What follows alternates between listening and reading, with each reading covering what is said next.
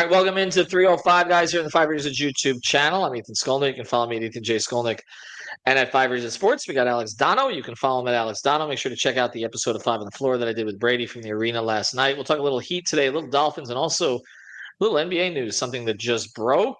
Before we do, we're here twice a week, by the way. Before we do, I want to talk about Prize Picks. Use code 5 FIVE. Put down $5. You get $50 to play right away. You can download Prize Picks from the Google Play Store, the Apple App Store, or prizepicks.com. This is legal in the state of Florida. You can play up to 6 players again. You can play across the spectrum. Last night I was sweating out Tyler Hero's 5th rebound. I don't know why they took it off the board. Oh, no. Another one in the last 45 seconds. There was cheering on press row when the ball just fell into his arms and allowed me to win. I've won 3 straight days, by the way, so just check it out. Use the code 5 and follow me. You get $50, and then you got a chance to win until I start losing again. So prizepicks.com, Google Play Store, or the Apple App Store.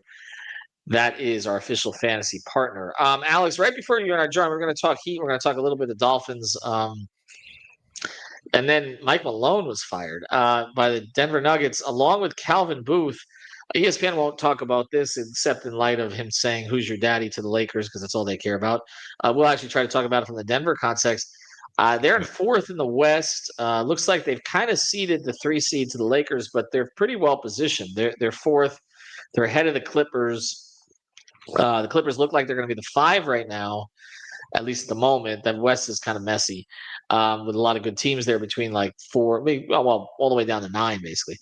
And but it looks like they're going to get the Clippers in the first round, which is a winnable series for them.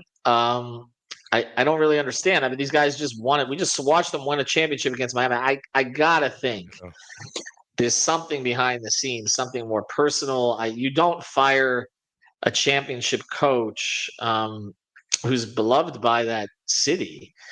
And the general manager who put this thing together has done a very nice job there, Calvin Booth. Overall, although I know they've lost some players of late to free agency, but that's a weird one, Alex. In these situations, there's got to be more to the story. Well, what I learned right before we went live is you're a lot better about checking your notifications than I am, because it had happened like 4 minutes before we connected, and you said to me, "Did you see Michael Malone got fired?" I'm like, well, surely he can't mean the basketball coach, because he's the winningest coach in Nuggets history, franchise history, yes. winningest coach. I mean, how much equity do you have to build there? So yeah, what we know about this so far, Shams Charania really seems to be the only guy who at least has anything on this at the moment. That'll probably change over the coming minutes, but Shams reported at first that Malone is out. Then he followed it up that Calvin Booth, as you mentioned, the GM has also been fired. So they're cleaning house in the Nuggets front office. He mentioned that, Malone was given the good news today in a meeting, I guess an emergency meeting they had, but we don't have any further details on it. But like you said, Ethan, there's got to be something beneath the surface on this. I don't know if it's like, some scandal that's going to come to light. I don't want to speculate on anything like that, or if it's just, something Russell Westbrook related. There's got to be something else behind the scenes here, because you're obviously, not only are you not firing Malone and Booth based on previous performance and the team that they've put together, and like you said, they're 4th in the West right now, so there's not really any performance reasons why you would make this move right now, and especially the timing of it. We're 2.5 weeks away from the playoffs? Right. Doesn't make any sense. It doesn't. I'm looking at some of the things that came through here. I'm looking on Twitter. Some kind of a meeting. I mean, David Adelman that's Rick Adelman's son. He's taken over, right? Yeah. And Bobby Marks tweeted, "I promise the word shocking removed from my vocabulary post Luca, but this one's a stunner.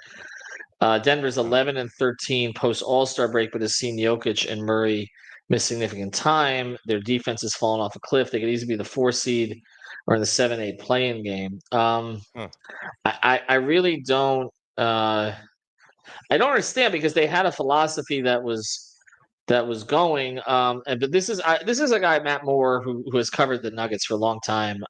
Who goes by Hardwood Paroxysm HP Basketball. He says, "Why are you not shocked?" Someone asks me. He says, "Because they've been saying for weeks he's tried everything to convey to them what they needed defensively, and it wasn't happening. And there's been tension in the locker room with with some assistant coaching elements. So I don't know. So it maybe It's a weird sounds one. like players were lobbying for this, and it was kind of an us or them situation. Right, Can't right. coexist. Yeah, I Wow. guess. I don't know. It's a weird deal. I think the West is this type of conference this year where a lot of teams kind of feel panicked because OKC's been so good and they've kind of blown away the competition for the most part this year, even when they had Yeah. some injuries earlier in the year. And Houston's been a surprise, which I think has embarrassed a lot of them. That they'd be this good this quickly. And then you got a lot of teams that have elements like the Lakers. Obviously, they were gifted Luka. Golden State trying to incorporate Jimmy, who refuses to shoot again. By the way, he's now averaging 8 shots a game in the last 5. That's what he was shooting. That's how many he was shooting when he was trying to get out of Miami. Wow. So we'll He see how that loses actually joy works. already. I don't know, but Ernie's already complaining. His guy is already complaining that they don't go Oh to him no. enough. The Clippers. I mean, Kawhi's been in and out of the lineup. Harden and Zubac have had really good years. Minnesota, the Randall thing didn't work, kind of worked. They don't have Towns now. Ant's trying to carry them. It's just a lot of teams that could make a run in the postseason if they catch the right matchup. And maybe that's what this is about. Is Denver just thinking, Yeah. okay, we can't defend right now. But part of the reason they can't defend is over the past couple of years, and maybe this is where Calvin Booth goes too. Over the past couple of years, they had to let KCP walk. They had to let Bruce Brown walk. So you're talking about guys who were core to their rotation when they won the championship are not there anymore. Jokic related, Joshua Santiago says maybe Maybe. possible. I mean, that'd be interesting if he actually went in and asked for a firing. I know Giannis has kind of escaped the allegations on that somehow, even though he's been as bad as LeBron about wanting to Oh replace yeah. coaches. Oh, yeah. And then here it says most of the time Jokic and Murray not playing, the defense slowed down. The conflict is. By the way, I got people. Some of the usual Twitter accounts are like, and yet the Heat want us to be patient. So what are people suggesting? That the Heat should do a similar thing? They should fire Spo and Andy? Is Yeah. that what people are suggesting? I don't know I don't who know. actually wants that. I mean, that's I hilarious. I mean, That's yeah, change for the because sake of again, change. Spo, and obviously, Pat Riley is the GOAT, and he used to coach the team, but Spo has an even better resume than Malone has. I mean, why would you Right. want to do that? I mean, that one doesn't make a lot of sense. But I mean, I'm looking at this overall, and I'm guessing more is going to come out about what happened behind the scenes. ESPN, of course, is going to blame it on them not taking Bronny in the second round. If they had taken Bronny yeah, in of the second course. round, everything would be fine right now. Yeah, I can't This even one, I can barely even watch ESPN's NBA coverage anymore. I have a really hard time. I so bad. still watch some of the NFL stuff. I watch some of the college Yeah, football stuff because there's not a whole lot of other options out there for college football. But man, it's the yeah, NBA is not bad. easy. Not easy. Jay Smith says, "Let's be real. Marion was an arrogant. You know what? There's a Reese Spo's not his biggest fan. I'll tell one story here because Yeah. he is arrogant. There's no question about it. Um, I don't think Spo is a fan. I'll be curious to see if Spo does his usual thing today, which is that, or what I don't know if they're practice. They're flying up to Chicago. Whether he does his usual thing, because he has become like the champion of all other coaches. Anytime a coach gets fired over the past 8 years, this is why I appreciate what I have here, and it's ridiculous, and this and that. He's become this guy, but he doesn't really like Mike Malone. Like I've fallen into this trap before. Training camp, not this past year, but the year before. I asked him in a group. I said, Mike Malone was talking during the finals against you guys about how their goal was to have functional size at every position. Is that a goal for you guys? And he looks at me and he goes, "Who said that?" And then, he's never that snarky with me. And he refused to answer the question, and then pulled me aside later and says, "I wasn't going to go anywhere with that one." So he doesn't like Mike Malone. Okay, but I'm curious to see what he says after this because a lot of people don't like Mike Malone, but it doesn't mean that Mike Malone didn't take them to a championship. Yes, fire Spo. I know there's some out Oh, there who want them to I do that. mean, So that's Well, Mike Malone's available. If I pulled it right now, Hey, would he fan? If he brings I'm Jokic sure that in, would go over well with Spo. Spo, not only are we getting rid of you, but guess who we're bringing in to take your place? Mike Malone, because the organization would always goes outside to replace people. That's right. Yeah. Um, Right. Oh, this is a good question. Which fan base is more chaos, Dolphins or Heat fans? You know what? Let's go to the ad. I'm going to let you answer that on the other side of this. We're free flow today. I want to tell you about a great sponsor of the 5 Reasons Sports Network, All Pro Construction Builders. You can find them at allproconstructionbuilders.com or All Pro Construction Builders on Instagram. You can see it there on the YouTube channel. Quality is their specialty. It is always hurricane season down here. Actually, it's raining outside today. I forgot what rain looked like, but we'll get some of that soon here. You know that's coming. We've avoided every storm of late. We're not going to avoid it much longer. So your home, your place of business, make sure that you get yourself protected. Not only will you get a free estimate, you reach out to Danny and his family, huge Miami sports fans. Not only you get a free estimate if you reach out to them, but you also get 5.5% off your entire order if you mention 5 Reasons or 305 Guys or 5 on the Floor. So check it out.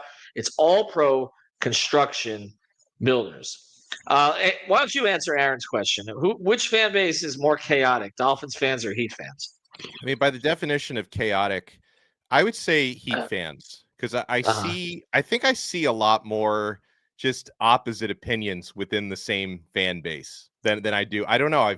Maybe I'm wrong about this. I'm obviously a fan of both teams, and I follow a lot of people on social media who are fans of both teams. But I don't know. I feel like the Dolphin fan is it maybe a little bit more outside of the whole Tua debate, a little bit more consensus on most things, whereas the Heat fan, like we've had the sample of it today in the chat, Ethan, it's either Spo is the greatest thing since sliced bread, and which I'm more of that opinion. I love Spo, or some people want Spo fired. You know, all the Jimmy stuff was very polarizing, just the current direction of the franchise and what Riley has done for us and the whole collective lately is so polarizing. I feel like just thinking of what chaos means to me is, you know, infighting and arguments and differing opinions.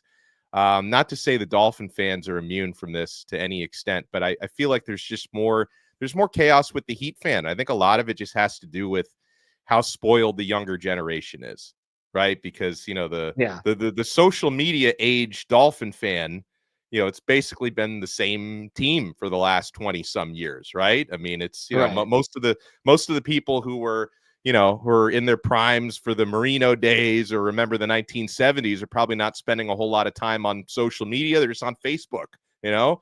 They still have their MySpace pages going. Whereas, you know, the Heat fans, who are a lot of them in their 20s, they've been through all the ups and downs, the championship years, the big three, everything that's come between that. So I feel like that's more chaotic. Well, I think it's more chaotic because it's being driven that way. Dolphin fans are just toxic in general because it's 24 hours of Tua conversation, which isn't even conversation anymore. It's just about whether he's fat and he should be on a boat. He has been on a lot of boats recently. You've noticed, like every time I see the dude, he's on a boat. I know he's on a boat, but it's April. It's not. We're not even at the draft yet. Like, let the man live. Like, I'm not a fan of some of the stuff he's done this offseason. I won't get into it, but I'm just like, I don't. Yeah. I just don't understand. Like, can Dolphin fans talk about literally anything else? Every time you try to engage them in any other kind of conversation, you can't. Heat fans are different because there's just a segment that's incredibly spoiled, and I'm just not afraid to say it.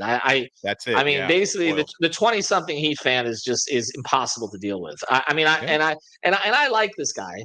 Okay, I like this guy. Trilly. Okay, I know Austin. Okay, I've worked with Austin, but like he sets the agenda for this crew on Twitter.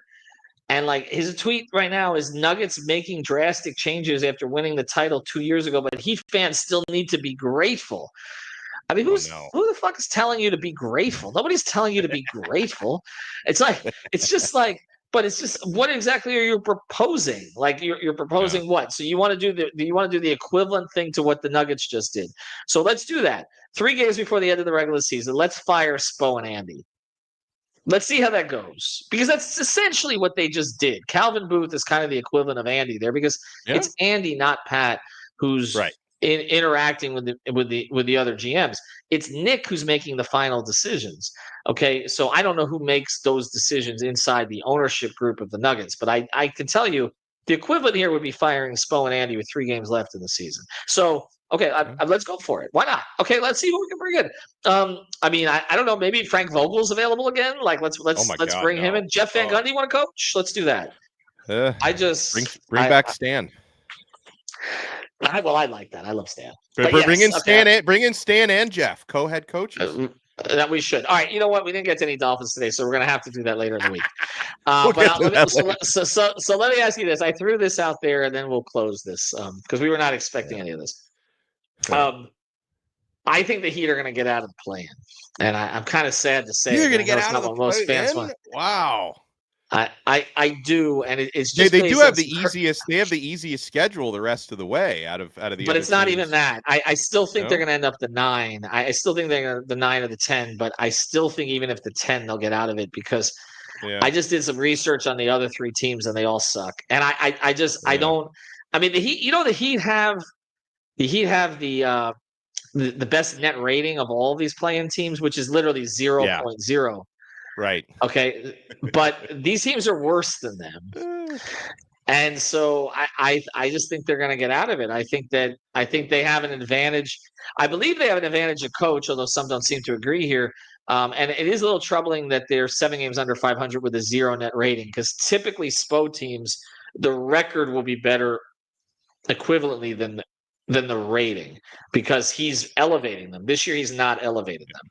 But I still will take my chances with him in a postseason series. And I think if you look at Tyler and Bam, I don't know. I mean, Trey and what with Atlanta? Paolo and Franz has not really been a great combination this year, even though they've been really good individually. And Chicago, I guess it's Kobe White and the rookie, Buzelis. I don't know. I mean, I'll take my chances. I mean, the Heat are 9th in the league in defense right now. If they get a good Tyler game with strong defense, they win 2 games. That's kind of what I see. I don't know. I think so. I mean, if they this is a conversation for another day. But if they get through the play-in and then they lose a playoff series in 5-6 games, is the juice worth the squeeze? I know it is for the organization. They want to win as much as possible. They would rather get to the first round and lose than fail in the play-in. But I wonder how the spoiled segment of the fan base would react to that. Yeah, I mean, I don't think they'd react well because I'm still going back with this. I think if they get out, that fan base is both going to they're going to be angry that they're giving up this pick this year, and at the same time, if they don't get out of the play-in, they're going to be angry that Spo couldn't get them out of the play-in. So I think either way, anger. But at least they're not talking about Tua. That's the good thing, or how many boats that he's on. Hey, Remy, how are you? So we did speak about Mike Malone at the beginning. There'll be more information as we go. Here's what I think we should do, Donno, on Thursday if we're going to do Dolphins. I've been trying this, so you give us some thought as well. We're talking to Hussam and Alfredo. We're trying to rank the 20 best draft picks in Miami Dolphin history. Okay? Rank them down. We're going to put them on Twitter, 1 per day. So we tried to do this exercise, and the problem is the Dolphins haven't drafted anyone good this millennium. It makes it problematic to include anyone current. We literally have not been able to find anybody who belongs in the top 20 who was drafted from 2000 on. The only ones were Xavier Howard and maybe Laramie Tunsil. I was going to say based Laramie on Tunsil. where you were drafted. Yeah. So just give this some thought because on Thursday I'm going to present to you our list. Okay. I mean, I think Danny is 1. We had a discussion, Alfredo and I, about 2. There's a few candidates for that, again, based on where they were picked and what they accomplished. But just give it some thought. We're going to bring it back to you. But the fact that in the last 25 years, the Dolphins, I don't think, have been able to add one single draft pick to their list of top 20 draft picks of all time tells you where that franchise has been. And Minka was in our list too. But I see that comment, but I don't know. We had some trouble with the Minka one because his productivity came after, for the most part, for the most part. And Tunsil, of course, brought them a whole bunch of players back in trade. Chambers was on my top 10 of post 2000. I know Chris really well, so had to put him there, a 2nd round pick. But there's not when you start talking about Dwight Stevenson, Mark Clayton. In the 8th round, or what was it? Yeah, in the 8th round, Duper. Yeah, a round that doesn't even exist anymore. We got Mark Clayton in. Correct. I mean, there's a lot of those guys pre-2000, and then this franchise went off a cliff. Anyway, Alex, appreciate it. We'll get more into the Mike Malone thing, and we'll have episodes of 5 on the Floor later on. Thanks, Alex. Thanks.